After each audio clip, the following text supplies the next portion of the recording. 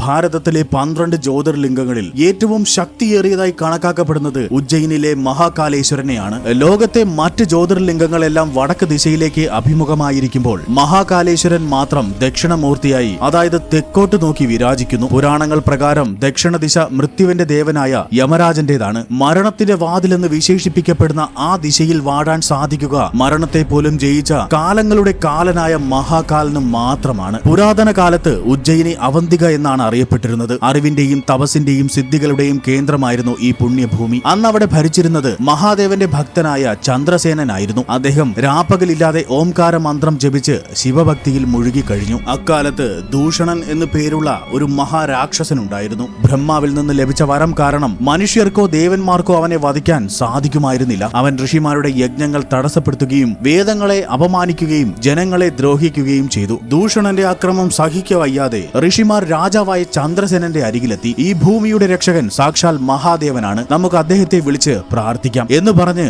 എല്ലാവരും ചേർന്ന് ഓം നമഃശിവായ എന്ന മന്ത്രം ഉരുവിട്ട് പ്രാർത്ഥിച്ചു. ഭക്തരുടെ വിളി കേട്ട് ഭൂമി പിളരുകയും അവിടെ നിന്ന് ഒരു ദിവ്യമായ അഗ്നിസ്തംഭം ഉയർന്നു വരികയും ചെയ്തു. അത് പിന്നീട് ജ്യോതിർലിംഗമായി മാറി. അവിടെ പ്രത്യക്ഷപ്പെട്ടത് സൗമ്യനായ മഹാദേവൻ ആയിരുന്നില്ല, മറിച്ച് കണ്ണുകളിൽ വിനാശത്തിന്റെ അഗ്നിയും ജടയിൽ നിന്ന് പുകയും ഉയരുന്ന രൗദ്രരൂപിയായ മഹാകാലായിരുന്നു. ദൂഷണൻ മഹാകാലിനെ വെല്ലുവിളിച്ചെങ്കിലും മഹാദേവന്റെ ഒരൊറ്റ ഗർജനത്തിൽ ആ രാക്ഷസൻ ചാരമായി മാറി. യാതൊരു ആയുധവുമില്ലാതെ കേവലം ഒരു ശബ്ദം കൊണ്ട് മഹാകാൽ ആ രാക്ഷസനെ ഇല്ലാതാക്കി. ദൂഷണനെ ഭസ്മമാക്കിയതിന്റെ പ്രതീകമായാണ് ഇന്നും ഉജ്ജയിനിയിൽ മഹാകാലേശ്വരന് ഭസ്മ ആരതി നടക്കുന്നത്. ലോകത്ത് മറ്റൊരിടത്തും കാണാത്ത ഈ ചടങ്ങിൽ പൂക്കൾക്കും ചന്ദനത്തിനും പകരം ഭസ്മം കൊണ്ടാണ് മഹാദേവനെ അഭിഷേകം ചെയ്യുന്നത്. മരണം പോലും മഹാകാലിന്റെ മുന്നിൽ അവസാനിക്കുന്നു എന്ന സത്യത്തിന്റെ അടയാളമാണിത്. ഭയം ഭസ്മമാവുകയും ധൈര്യം ജനിക്കുകയും ചെയ്യുന്ന ശക്തി കേന്ദ്രമാണ് മഹാകാലേശ്വർ. മഹാകാൽ കൂടെയുള്ളപ്പോൾ ഒരു തടസ്സവും ഒരു ഭയവും നമ്മെ ബാധിക്കുകയില്ല. ഉജ്ജയിനിലെ മഹാകാലേശ്വരന്റെ ഈ കഥ നിങ്ങൾക്ക് ഇഷ്ടമായാൽ